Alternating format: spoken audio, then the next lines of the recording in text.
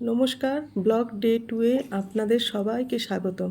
আমি উষা ফ্রম আসাম, গুয়াহাটি। আজকের দিনটা শুরু করছি 2 কাপ লাল চা দিয়ে, একটি আমার আর একটি আমার কর্তামশাইয়ের। আজ প্রচণ্ড রোদ উঠেছে, জানি না আজকে আর বৃষ্টি বাদলা হবে কি না। এই দেখতে দেখতেই আমার চা রেডি। আর চাটা কমপ্লিট হয়ে যাওয়ার পরেই দুজনে চা খেলাম, তারপরে বিছনাপত্র তোলা, যা আমাদের নিত্যদিনের কাজ। সবারই এক রুটিন। বিছনা তোলা হয়ে গেল, আবারও চায়ের পালা। আমি এইভাবে দুধের সর জমাই। দুধের সরটা যখন আমার ভালো করে জমে যায়, সেখান থেকেই আমি ঘি বানাই। আপনাদের কখনো শেয়ার করে দেখাবো যে আমি ঘি কী করে বানাই।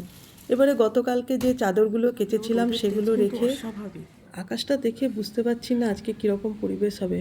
ও মা, এই দেখুন, দেখতে না দেখতেই কীরকম বৃষ্টি শুরু হয়ে গেল। অঝোরে ঝমঝম করে বৃষ্টি পড়ছে। ঠিক আছে, এই ফাঁকেই আমি একটু মাথা ঠাথা আঁচড়িয়ে নিয়ে চলে এলাম আমার গাছপালার সাথে। কর্তামশাই এখন বাজারে গেছে, সেই ফাঁকেই ভাবলাম জলের মানি প্ল্যান্টগুলোকে একটু ভালো করে পরিষ্কার করে দিই।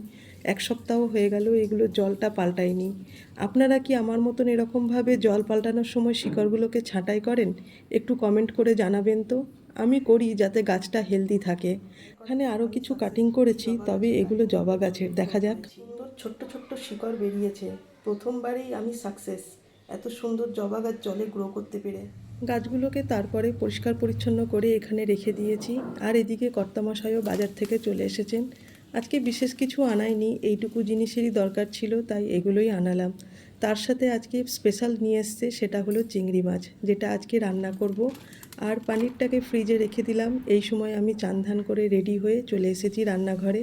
নারকোল ঘরেই ছিল, সেইটা দিয়েই আজকে নারকোলের দুধ বার করেই চিংড়ি মাছের মালাইকারিটা হবে। আর আজকে বেশ বড় সাইজেরই চিংড়ি মাছ নিয়ে এসছে, দুটোই নিয়ে এসছে কিন্তু অনেক বড়।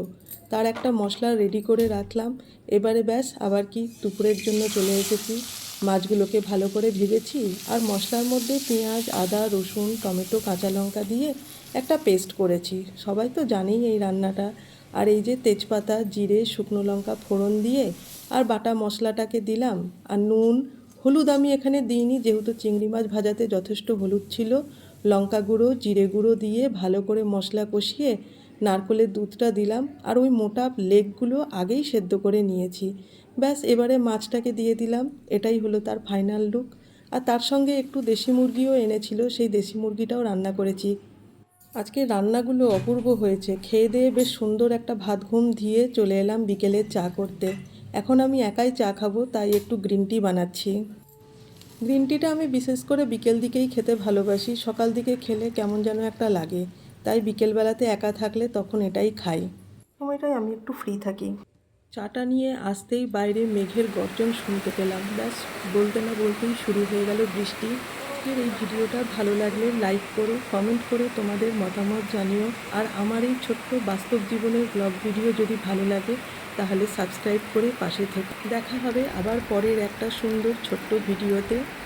আর ভালো থাকবেন, সুস্থ থাকবেন, নিজের পরিবারের দিকে লক্ষ্য রাখবেন, এই কামনার সাথেই আজকের এই ভিডিওটা শেষ করছি। ধন্যবাদ সবাইকে।